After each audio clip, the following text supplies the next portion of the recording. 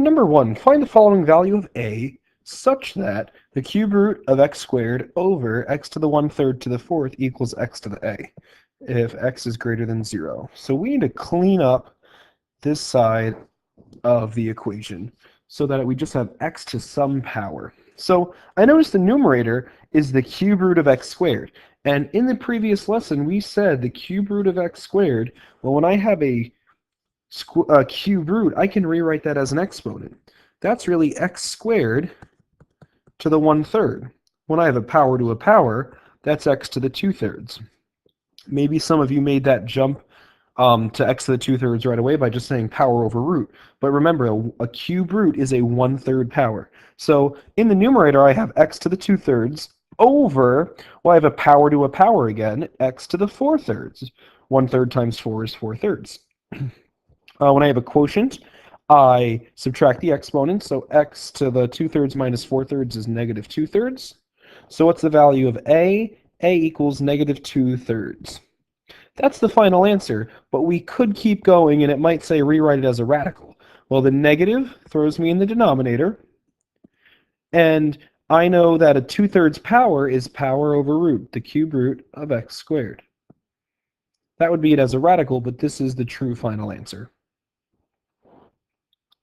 Justify why the square root of the square root of x equals the 4th root of x. So if I take the square root of a number and another square root of it, well, that outer square root is, I'm raising it to the 1/2 power. I can rewrite a square root as a 1/2 power. Well, what's the square root of x? That's x to the 1/2. And I already have that 1/2 there. Power to a power, 1/2 times 1/2 is 1/4. Well, what is a 1/4 power? When we have unit fractions in our exponent, that tells me to take the 4th root. I have a 4 in the denominator. That's telling me to take the 4th root of x. There's my proof. There's my justification why the square root of the square root of x is the 4th root of x. Write this expression as x to the a, where a is a rational number. So I see I have a big cube root here. So I have a big set of parentheses with a 1/3 power.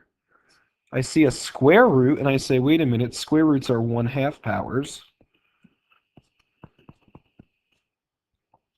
How can I clean up this inside here? Well, that's 1/2 times x to the 1/2 times x to the 1.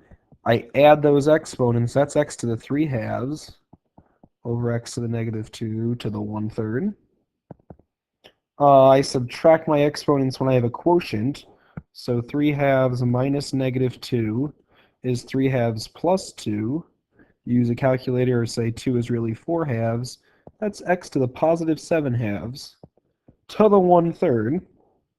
So where a is a rational number, power to a power I multiply, that's x to the 7 times 1 over 2 times 3, x to the 7/6. So what's a? A equals 7/6.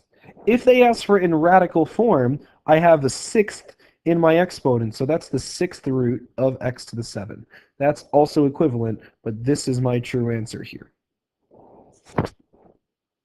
Rewrite each of the following expressions using a single radical. So I have x to the negative 3 over 2, the negative, when I have a negative in my exponent, I'm taking the reciprocal, so 1 over x to the 3/2. Using power over root, I have a 1/2 power, that's the square root of x cubed, but it lives in the denominator. X to the 4th to the 3/5. Let me use power to a power first. Power to a power says I have x to the 12/5. X to the 12/5 means I have fifths, so I'm taking the 5th root of x to the 12th. Notice, side note here, that if I want to simplify this radical, how many groups of 5 can I make? I can make 2 groups of 5, and I have, so that's 10 of those x's I used up in that radical, so I'm left with 2 still stuck inside. So it's x squared times the 5th root of x squared, because I took 10 of them, took them out of the radical in groups of 5 as x and x, which is x squared, and how many were left inside? X squared. 2 of them were left on the inside. And finally, 3x to the 2 over p. Well, that's the pth root of 3x squared. So maybe you wrote the pth root of 9x squared. Either one of those two are fine. Number 5, use properties of exponents and radicals to rewrite this disaster of an expression as x to the k. I see I've got a massive fourth root there, and fourth roots are 1/4 powers. I like working with exponents, so I'm going to leave this x to the 8 over 3 alone. Over power over root, I have a 1/3 power there, so x to the 1/3 to the -2. And if you just use power over root, you would have said in your denominator you have x to the -2/3.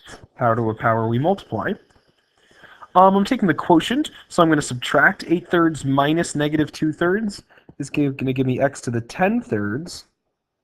So I'm going to actually add that up. All to the 1/4 power. Well, power to a power, again, we still multiply x to the 10 times 1 over 3 times 4. 10/12 is a little weird to leave it as, so x to the 5/6. If they ask for in radical form, it would be, I have a 6 in my denominator, a 6th root of x to the 5th. And finally, explain why we define x to the 1 over n as the nth root of x.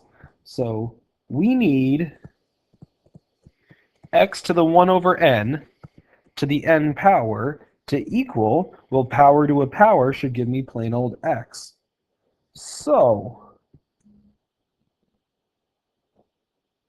what times itself n times gives me x? What times itself n times gives me x? That's the nth root of n. The answer to that question, that's the nth root of x.